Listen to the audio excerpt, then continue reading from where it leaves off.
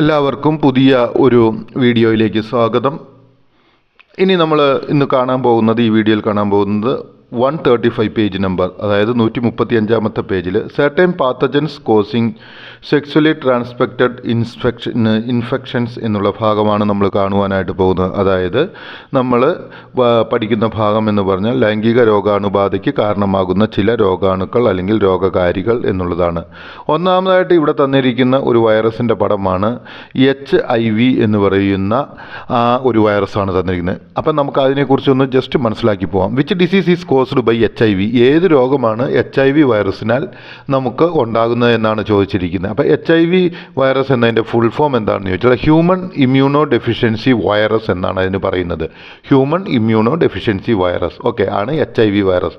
Is the virus that causes acquired immunodeficiency syndrome. അതായത് ഈ വൈറസിനാൽ നമുക്കുണ്ടാകുന്ന അസുഖമാണ് ഏത്? Acquired immunodeficiency syndrome. അതിന് നമ്മൾ പറയുന്ന ഷോർട്ട് പേരാണ് എയ്ഡ്സ് എന്ന് പറയുന്നത്. എന്താണ്? Accuse that causes acquired immunodeficiency syndrome എന്ന് പറയുന്നത്. ഓക്കെ, ഇനി ഇതിൻ്റെ പ്രത്യേകത എന്താണ്? When a person is infected with HIV, അതായത് ഈ ഒരു വ്യക്തി ഈ HIV വൈറസിനാൽ ഹ്യൂമൻ ഇമ്മ്യൂണോ ഡെഫിഷ്യൻസി വൈറസിനാൽ ഇൻഫെക്റ്റഡ് ആയി കഴിയുമ്പോൾ എന്തു പറ്റും? The virus attack and weakens the immune system. ആ വൈറസ് എന്ത് ചെയ്യുന്നു? മനുഷ്യൻ്റെ രോഗപ്രതിരോധ ശേഷിയുള്ള ആ സിസ്റ്റത്തെ അറ്റാക്ക് ചെയ്തുകൊണ്ട് ആ വ്യക്തിയെ രോഗിയാക്കി തീർക്കുന്നു. ഓക്കെ, അടുത്തതായിട്ട് നമുക്ക് തന്നിരിക്കുന്ന വൈറസിൻ്റെ പേരെന്താണെന്ന് ചോദിച്ചാൽ ഗൊണോകോക്കെ എന്നാണ് പറഞ്ഞിരിക്കുന്നത്. അപ്പോൾ ഈ ഗൊണോകോക്കെ വൈറസ് ഏത് രോഗത്തെയാണ് കൊണ്ടുവരുന്നത്, അല്ലെങ്കിൽ എന്താണ് അതിൻ്റെ പ്രത്യേകത?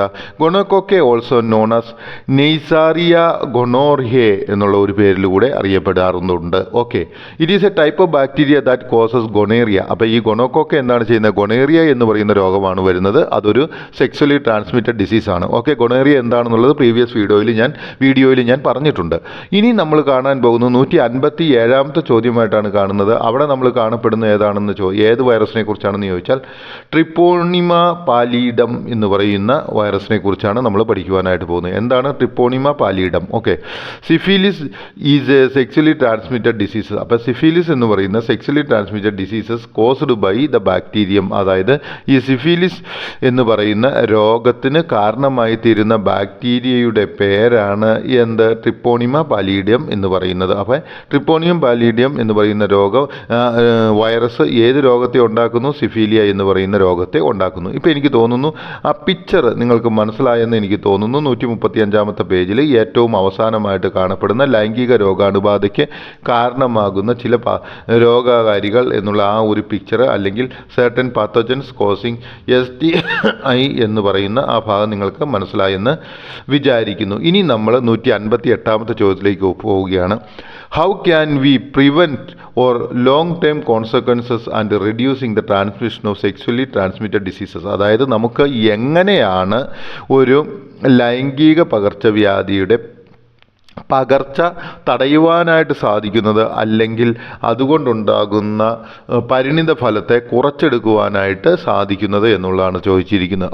ഓക്കെ, അപ്പോൾ നമുക്ക് പഠിക്കുവാനായിട്ട് സാധിക്കും. Vaccines against HPV and hepatitis B infections are available. അപ്പോൾ ഒരു കാര്യം നമ്മൾ മനസ്സിലാക്കുക, വാക്സിൻ ഏതെല്ലാം രോഗത്തിന് വേണ്ടിയാണ്? HPVക്കെതിരായും അതുപോലെ തന്നെ ഹെപ്പറ്റൈറ്റിസ് B ഇൻഫെക്ഷനെതിരായിട്ടും വാക്സിനുകൾ അവൈലബിൾ ആണ്. അപ്പോൾ ആ വാക്സിനുകൾ എടുത്തു കഴിഞ്ഞാൽ ആ രോഗം വരാതിരിക്കും. ഇൻ അഡീഷൻ, അതിനോടുകൂടെ ensuring genital hygiene and seeking immediate medical attention if symptoms occur. അതായത് ഇതിനോട് കൂടെ തന്നെ ഏതെങ്കിലും കാരണത്താൽ നമ്മളുടെ ജെനിറ്റൽ ഏരിയ, ലൈംഗിക അവയവങ്ങളൊക്കെ ഉള്ള ആ ഏരിയകൾ എപ്പോഴും വളരെ നീറ്റും ക്ലീനുമായിട്ട് ഡ്രൈ ആയിട്ട് സൂക്ഷിക്കണം.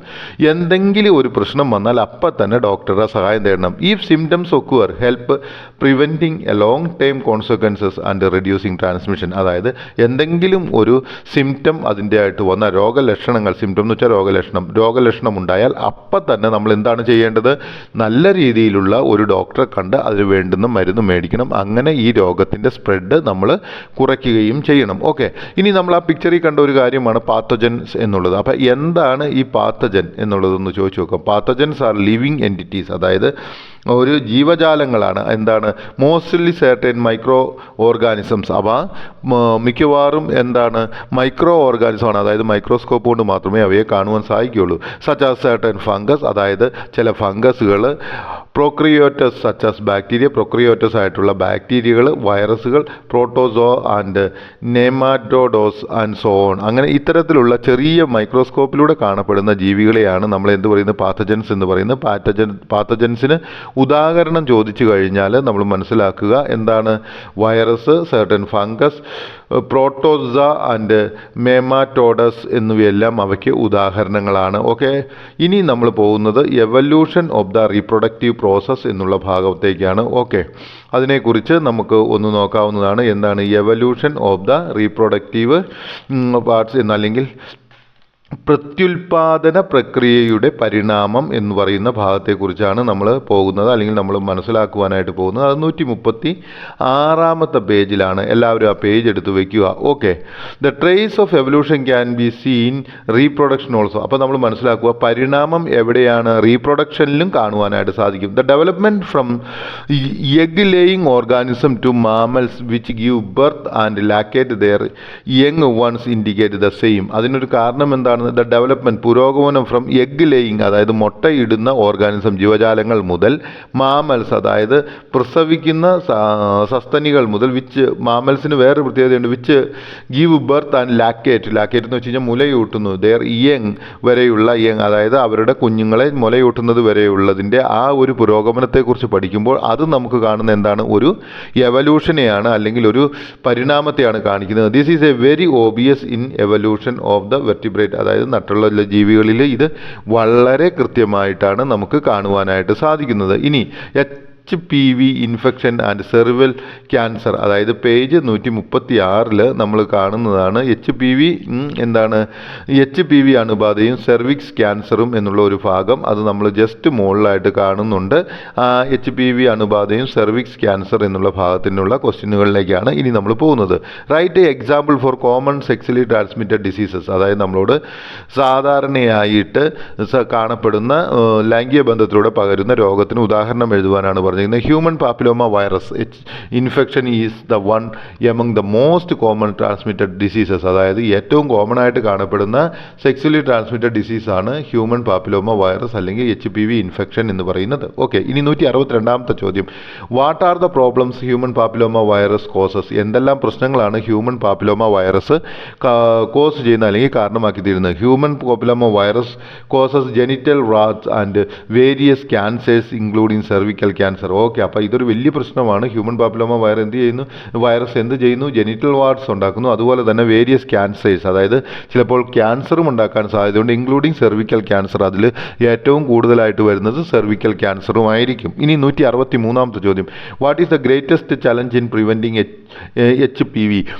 ഏതാണ് ഏറ്റവും വലിയ ചലഞ്ചായിട്ടുള്ളത്? എന്ത്? HPV പ്രിവെൻറ്റ് ചെയ്യുന്നതിന് ഉള്ളത്. The greatest challenge in preventing HPV is the absence of the manifestation of symptoms in affected persons. അതായത് ഈ സെക്സ്വലി ട്രാൻസ്മിറ്റഡ് രോഗങ്ങളുണ്ട്, അതിൽ HPV എന്ന് പറയുന്ന രോഗത്തിന് ഇത് പ്രിവെൻറ്റ് ചെയ്യാനോ അല്ലെങ്കിൽ അത് തരുന്ന ഏറ്റവും വലിയ വെല്ലുവിളി എന്താണെന്ന് ചോദിച്ചാൽ absence of the manifestation of symptoms, അതായത് രോഗലക്ഷണങ്ങൾ ഒരു രോഗം ഉണ്ടായിരിക്കുന്ന ആളിൽ കാണിച്ചു തരികയില്ല എന്നുള്ളതാണ് ഏറ്റവും വലിയ വെല്ലുവിളിയായിട്ട്. ഏത്? HPV രോഗത്തിന് ഉള്ള ഏറ്റവും വലിയ വെല്ലുവിളി ഈ രോഗമുള്ള ആൾക്ക് രോഗലക്ഷണം ഒരിക്കലും കാണിക്കുന്നില്ല എന്നുള്ളതാണ്. ഓക്കെ, ഇനി 164 ചോദ്യം. How human papilloma virus HPV infection can cos cervical cancer? എങ്ങനെയാണ് ഈ HPV വൈറസിൻ്റെ ഇൻഫെക്ഷൻ സെർവിക്കൽ ക്യാൻസറിന് കാരണമായി തീരുന്നത്? Okay, chronic infection with a high risk HPV types cause certain changes in the cell of the cervix. അതായത് ഈ തുടർച്ചയായിട്ട് HPV infection ഉണ്ടാകുമ്പോൾ എന്ത് പറ്റും? സെർവിക്സിലുണ്ടാകുന്ന സെല്ലുകളിൽ അല്ലെങ്കിൽ കോശങ്ങളിൽ ചില മാറ്റങ്ങൾ ഉണ്ടാക്കുന്നു. ഈഫ് ലെഫ്റ്റ് അൺട്രീറ്റഡ്, അങ്ങനെ ഉള്ള ഒരു സാഹചര്യത്തിൽ ശരിയായ രീതിയിലുള്ള മെഡിക്കേഷൻ അല്ലെങ്കിൽ വൈദ്യസഹായം നമ്മൾ കൊടുക്കുന്നില്ലെങ്കിൽ these changes can turn into cancer. ഇങ്ങനെ ഉണ്ടാകുന്ന ഈ മാറ്റങ്ങൾ എന്താകുന്നു? ക്യാൻസറായിട്ട് മാറുവാനായിട്ട് സാധ്യതയുണ്ട്. അപ്പം ഹ്യൂമൻ പാപ്പിലോമ വൈറസ് വൈറസിനാൽ എങ്ങനെയാണ് സെർവിക്സിൽ ക്യാൻസർ ഉണ്ടാകുന്നതെന്ന് ചോദിച്ചാൽ ഹ്യൂമൻ പാപ്പിലോമ വൈറസ് സെർവിക്സ് ഏരിയയിലുള്ള കോശങ്ങളിൽ ചില മാറ്റങ്ങൾ ഉണ്ടാക്കുന്നു. ഈ മാറ്റങ്ങൾ ശരിയായ ഉണ്ടാകുമ്പോൾ തന്നെ ട്രീറ്റ് ചെയ്തില്ലെങ്കിൽ പയ്യെ അത് സെർവിക്സ് ക്യാൻസറായിട്ട് മാറുവാനായിട്ട് സാധ്യതയുണ്ട്. What is cervical cancer? എന്താകുന്നു സെർവിക്കൽ ക്യാൻസർ എന്നാണ് ചോദിക്കുന്നത്. Cervical cancer is A cancer that starts in the cells of the cervix. അതായത് സെർവിക്കൽ ക്യാൻസർ എവിടെയാണ് തുടങ്ങുന്നത്? സെർവിക്സിലുള്ള സെല്ലുകളിലാണ് അല്ലെങ്കിൽ കോശങ്ങളിലാണ് അവ ഉണ്ടാകുന്നത്. The cervix is lower narrow end of the uterus. Cervix എന്ന് പറയുന്നത് എന്താണ്? യൂട്രസിൻ്റെ ഏറ്റവും താഴെയുള്ള ഭാഗമാണ്. അത് വളരെ ചെറിയ ഒരു ട്യൂബ് ആയിട്ടുള്ളതാണ്. അവിടെയാണ് ഇത് തുടങ്ങുന്നതായിട്ട് കാണപ്പെടുന്നത്. ഇനി 166ാമത്തെ ചോദ്യം. ഇനി who risk of cervical cancer is higher? ആരിലാണ് സെർവിക്സ് ക്യാൻസർ ഏറ്റവും കൂടുതലായിട്ട് കാണപ്പെടുന്നത്? The risk of cervical cancer is higher in girls who have sex before the age of 18. അതായത് 18 വയസ്സിന് മുൻപ് ലൈംഗിക ബന്ധത്തിൽ ഏർപ്പെടുന്ന പെൺകുട്ടികളിലാണ് സെർവിക്കൽ ക്യാൻസർ ഏറ്റവും കൂടുതലായിട്ട് കാണപ്പെടുന്നത്. അത് കാരണം കൊണ്ട് നിങ്ങളെല്ലാവരും അത്തരത്തിലുള്ള എക്സ്പെരിമെൻറ്റുകൾക്കോ ലൈംഗിക ബന്ധത്തിനോ പോകരുത്. പ്രായപൂർത്തിയായി ഒരു 20-24 വയസ്സൊക്കെ ആയി വിവാഹം കഴിഞ്ഞതിന് ശേഷം മാത്രമേ ലൈംഗിക ബന്ധത്തിൽ ഏർപ്പെടാനായിട്ട് പോകാവുള്ളൂ. ഇനി 167ാമത്തെ ചോദ്യം. Which test help in early detection of cervical cancer? ഏത് ടെസ്റ്റാണ് മുൻകൂട്ടി സെർവിക്കൽ ക്യാൻസറിനെ മനസ്സിലാക്കുവാനായിട്ട് സഹായിക്കുന്നത്? Pap smear test and HPV testing are helpful in early detection of infection. അപ്പോൾ ഏതെല്ലാം ടെസ്റ്റുകളാണ് സഹായിക്കുന്നത്? പാപ്പ് സമീർ ടെസ്റ്റ് അല്ലെങ്കിൽ HPV ടെസ്റ്റ്. ഈ 2 ടെസ്റ്റുകളാണ് സെർവിക്കൽ ക്യാൻസറിനെ പെട്ടെന്ന് തന്നെ തിരിച്ചറിയുവാനായിട്ട് സാധിക്കുന്നത്. ഇനി 169ാമത്തെ ചോദ്യം. Which is the second most common disease among woman in Kerala? ഏതാണ് സ്ത്രീകളിൽ രണ്ടാമത് ഏറ്റവും കൂടുതലായിട്ട് കാണപ്പെടുന്ന രോഗം എന്ന് ചോദിച്ചാൽ സെർവിക്കൽ ക്യാൻസർ ആണ് സ്ത്രീകളിൽ രണ്ടാമതായിട്ട് ഏറ്റവും കൂടുതലായിട്ട് കാണപ്പെടുന്ന ക്യാൻസർ രോഗം. ഓക്കെ, അപ്പോൾ നമുക്കൊരു ജിജ്ഞാസ ഉണ്ടായിരിക്കും. Which is the most common disease among the woman of Kerala? ഏതാണ് കേരളത്തിലെ ഏറ്റവും കൂടുതൽ സ്ത്രീകളിൽ കാണപ്പെടുന്നത് എന്ന് ചോദിച്ചു കഴിഞ്ഞാൽ നമുക്കറിയാം breast cancer is the most common disease. അതായത് മുലയിലുണ്ടാകുന്ന ആ ക്യാൻസറാണ് ഏറ്റവും കൂടുതലായിട്ട് സ്ത്രീകളിൽ കാണപ്പെടുന്നത്. ഓക്കെ, ഇനി 170ാമത്തെ ചോദ്യം. Which vaccine protect girls from cervical cancer? ഏത് വാക്സിനാണ് പെൺകുട്ടികളെ സെർവിക്കൽ ക്യാൻസർ വരാതെ സഹായിക്കുന്നത്? HPV vaccine protest against genital സ്വാർട്സ് and most cases cervical cancer. Okay, അപ്പോൾ HPV വാക്സിൻ എടുക്കുന്നതാണ് എന്താണ് ജെനിറ്റൽ വാർട്ടിനെ പ്രൊട്ടക്റ്റ് ചെയ്യുന്നതിനും അതുപോലെ തന്നെ സെർവിക്കൽ ക്യാൻസർ ഉണ്ടാകാതിരിക്കുന്നതിനും സഹായിക്കുന്നത്. There are vaccines that can be given up to 26 years in females and up to 21 years in males. അതായത് ഇപ്പോൾ വാക്സിനുകൾ 26 വയസ്സ് വരെ സ്ത്രീകൾക്കും 21 വയസ്സ് വരെ പുരുഷന്മാർക്കുമായിട്ട് കൊടുക്കുവാനായിട്ട് സാധിക്കും. അപ്പോൾ ആ വാക്സിൻ HPV വാക്സിൻ എടുത്തു കഴിഞ്ഞാൽ സെർവിക്കൽ ക്യാൻസർ വരാതിരിക്കുവാനുള്ള സാധ്യത കൂടുതലുണ്ട്. അല്ലെങ്കിൽ HPV ഇൻഫെക്ഷൻ വരാതിരിക്കാനുള്ള സാധ്യതയുണ്ട്. HPV ഇൻഫെക്ഷൻ വരുന്നില്ല എങ്കിൽ എന്താണ് അവിടെ കോശങ്ങൾക്ക് മാറ്റം വരുന്നില്ല. അങ്ങനെ കോശങ്ങൾക്ക് മാറ്റം വരാതിരിക്കുമ്പോൾ എന്ത് സംഭവിക്കുന്നു? അവിടെ ക്യാൻസറിൻ്റെ സെല്ലുകളുടെ രൂപീകരണം നടക്കാതിരിക്കുകയും ചെയ്യുന്നു. എനിക്ക് തോന്നുന്നു ഈ പാഠഭാഗം നിങ്ങൾക്ക് മനസ്സിലായെന്ന്. ഇനി നമ്മൾ അടുത്ത വീഡിയോയിലേക്ക് പോവുകയാണ്.